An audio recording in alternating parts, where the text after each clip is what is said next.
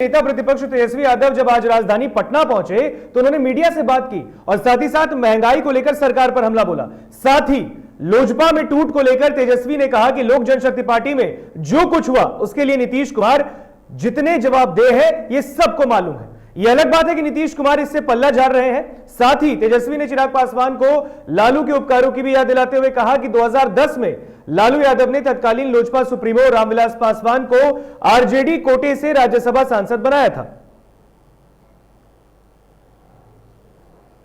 लोजपा को उन्होंने 2005 में भी तोड़ने की कोशिश की थी, 2010 में भी उन्होंने लोजपा को तोड़ने का प्रयास किया था। और आप सब लोगों को पता है 2010 में जब एक एमएलए एक एमपी नहीं था लोजपा से, तो आदरणीय लालू जी ने रामविलास पासवान जी को राज्यसभा मेंबर बनाया था आरजेडी के कोटे से।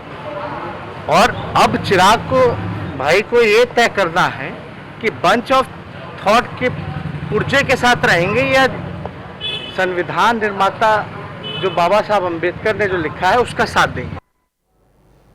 और ये बात जो नेता प्रतिपक्ष तेजस्वी यादव ने कही, ये कहीं ना कहीं सब कुछ दर्शा रहा है कि नेता प्रतिपक्ष का इशारा क्या है। साफ ये बात लोजपा के जो नेता है, लोजपा के जो सांसद है चिराग पासवान, उन्होंने भी कहा था कि जेडीयू की अहम भूमिका है। और अब दूसरी तरफ तेजस्वी यादव कह रहे हैं। इस पर अधिक जानकारी के फिर एक बार हम जुड़ेंगे अपने संपादक राजेश जी के साथ। राजेश जी, अब नेता प्रतिपक्ष भी कह रहे हैं कि लोजपा में टूट किसने करवाया है सबको पता है।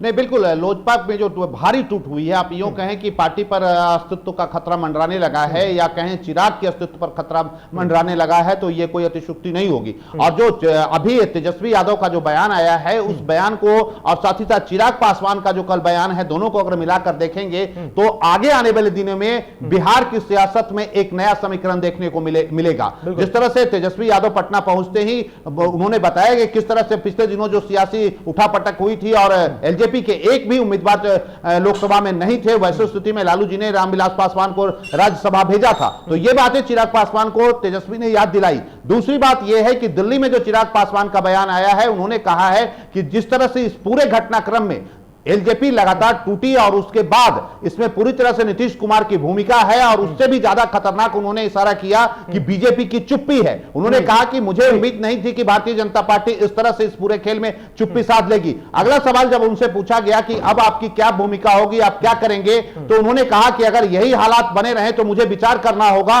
आगे आने वाले दिनों में हम किधर जाएंगे, क्या बनाएंगे। एक नया समीकरण की ओर भी जाने में हमें कोई एतराज नहीं है। और उन्होंने यह भी कहा कि राजनीति है संभावनाओं का खेल है। वैसे स्थिति में चिराग का बयान और तेजस्वी के बयान को अगर आप देखेंगे तो एक नए समीकरण की ओर इशारा कर रहा है। और जी राजेश जी, बात करें तो कांग्रेस के विधायक अजीत शर्मा ने भी उनको चिराग को ऑफर दिया कि पार्टी में आ जाए। राजद ने भी ऑफर दिया, शक्ति यादव ने भी कहा कि आप पार्टी में आ जाएं। और अब नेता प्रतिपक्ष ने लालू के जो उपकार है उसको याद दिलाकर भाई चिराग को, क्योंकि कहते हैं कि भाई है, तो चिराग को याद दिलाया है कि कहीं ना कहीं ये तो नहीं कह रहे कि अब भाई भाई साथ में आ जाए।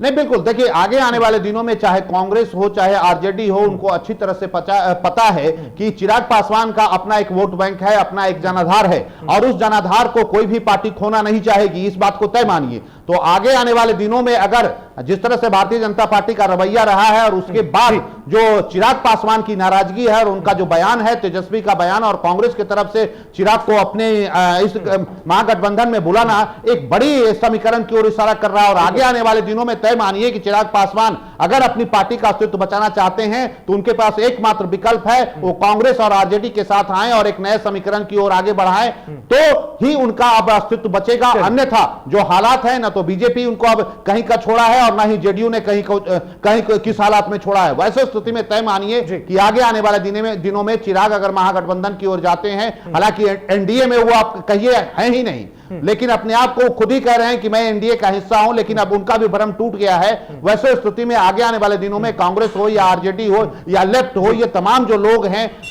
के साथ अगर चिराग कदम से कदम मिला लें तो कोई आश्चर्य करने की बात नहीं होगी।